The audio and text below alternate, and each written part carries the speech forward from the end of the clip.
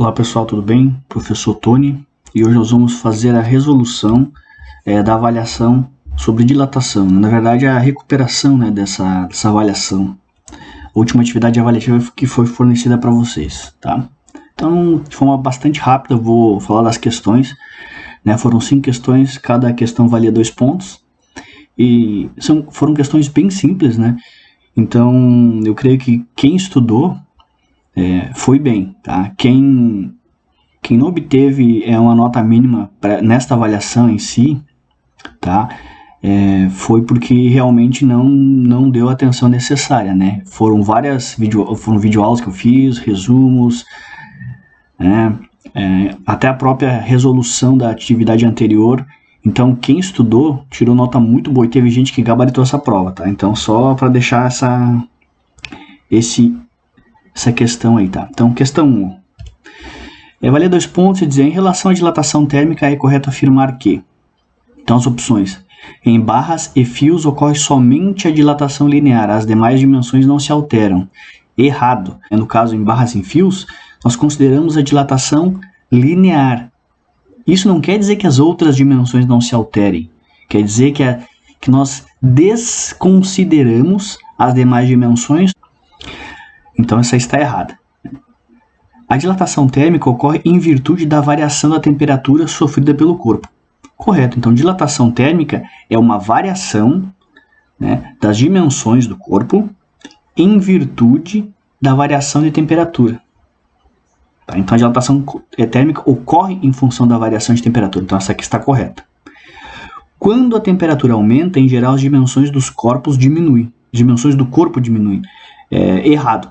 Em geral, quando a temperatura aumenta, as dimensões do corpo aumentam também. Tá? Em geral. Tem exceções. E última, duas placas que possuem mesmo coeficiente de dilatação superficial vão ter a mesma dilatação. Errado, tá? Teve muita gente que marcou essa aqui e eu já tinha explicado antes. Para que dois corpos tenham a mesma dilatação, eles têm que ter necessariamente, tá?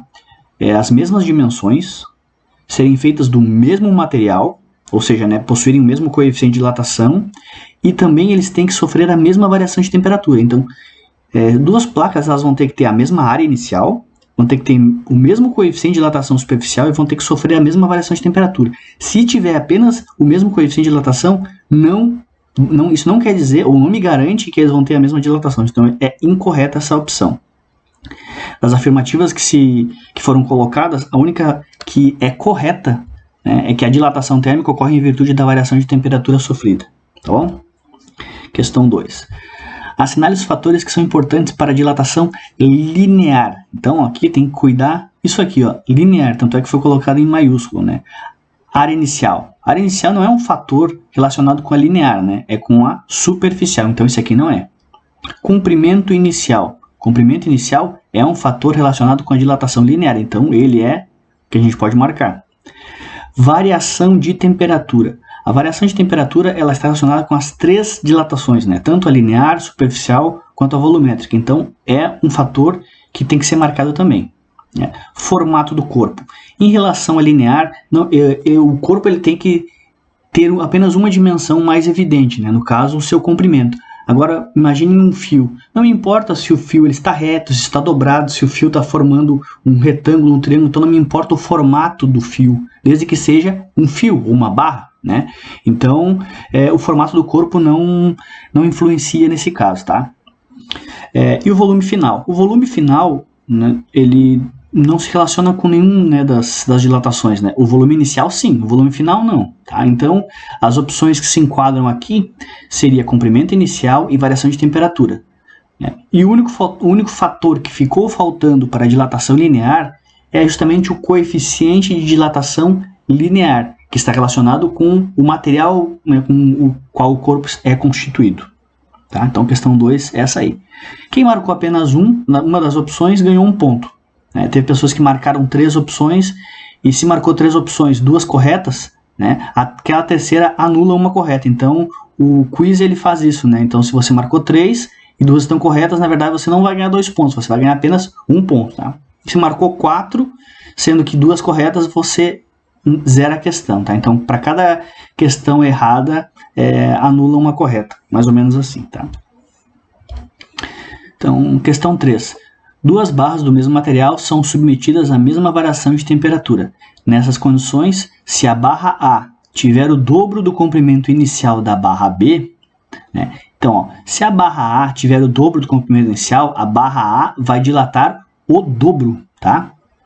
Então, ó, a barra A terá metade da dilatação da B? Não. A barra A terá a mesma dilatação da B, pois são feitas do mesmo material? Não, porque eu já falei, né, que não é apenas o coeficiente que importa, tá? Não é apenas o coeficiente, tem que levar em conta a variação de temperatura e tem que levar em conta o comprimento inicial, tá? Então essa aqui está incorreta também. E a barra A terá o dobro da dilatação da barra B. Exato, que é o que eu tinha falado antes, né? Então essa aqui é a opção correta. Não é possível saber? Não, claro que é possível saber, né? Isso aqui foi só para colocar aqui, para algum descuidado vir aqui marcar, tá? Então, 2 pontinhos aqui. Perfeito. Questão 4.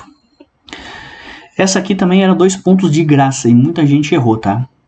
O coeficiente de dilatação linear do ferro vale 12 vezes 10 na menos 6 graus Celsius na menos 1. Tá? Então, o coeficiente linear, com base nisto, seu coeficiente de dilatação volumétrico será...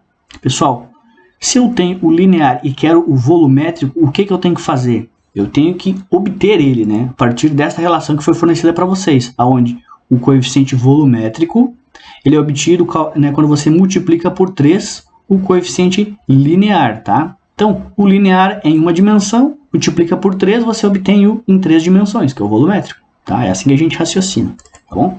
Então, se me foi fornecido o coeficiente linear, então é só multiplicar por 3, ó, 3 vezes 12 vezes 10 na menos 6, né, que é o valor fornecido aqui. Então, como é que eu faço isso? Eu multiplico o 3, né, pelo 12 e conservo a potência. Então, 3 vezes 12 dá 36. 36 vezes 10 na menos 6. Qual é a unidade? Graus Celsius na menos 1. Tá? Então, esse aqui é o coeficiente volumétrico do ferro. Das opções que se apresentam aqui, né, a única correta é esta última aqui. Então, 2 pontinhos de graça, né, para o pessoal aí estar aproveitando.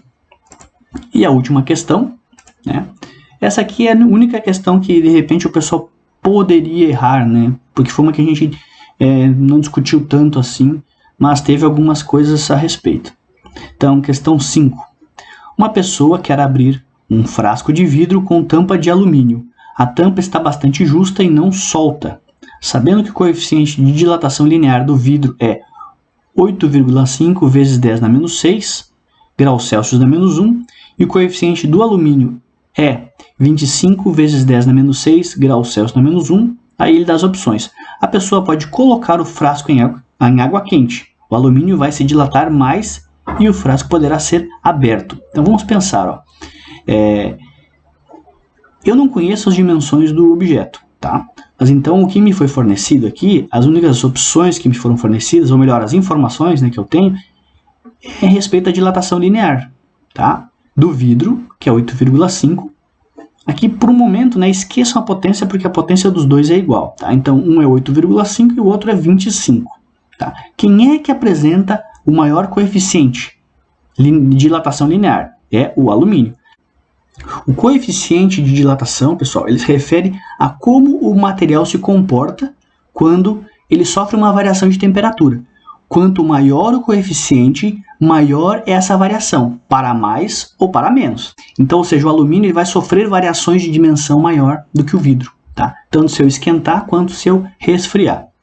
Então, se eu quero soltar, ali eu quero que a tampa de alumínio ela aumente de tamanho mais que o vidro, porque assim fica mais fácil de rosquear, né?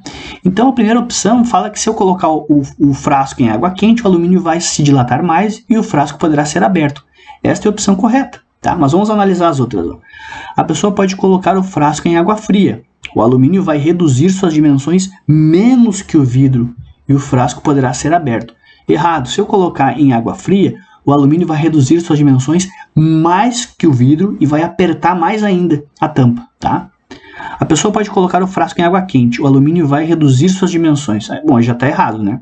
Porque o alumínio em água quente, ele vai aumentar suas dimensões. Não precisa nem ler o resto.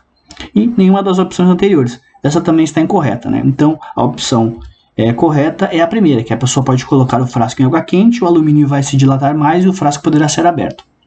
Então, essas eram as 5 questões que foram passadas, né? Cada uma valia 2 pontos e teve boas pontuações, né?